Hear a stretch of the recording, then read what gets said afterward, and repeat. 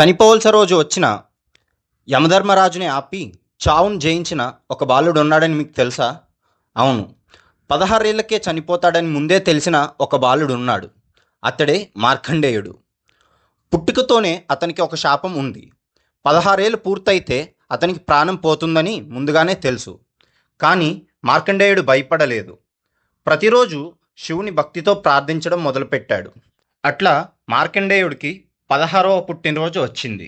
అప్పుడు యమధర్మరాజు స్వయంగా అతని ప్రాణం తీసేందుకు అతని దగ్గరికి వచ్చాడు.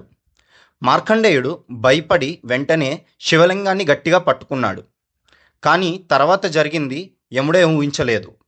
శివలింగం నుంచి ఆ మహాదేవుడు ప్రత్యక్షమయ్యాడు. కోపంతో ఆ మహాదేవుడు యముడిపై ఆవేశంగా కన్నెర్రజేసి చిన్నపాటి ఘర్షణకు దిగాడు.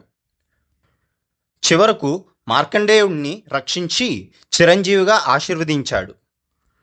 ఈ కథ చెప్పేది ఒకటే, నిజమైన భక్తి ముందు భయం కూడా ఓడిపోతుంది. ఓం నమ శివాయ.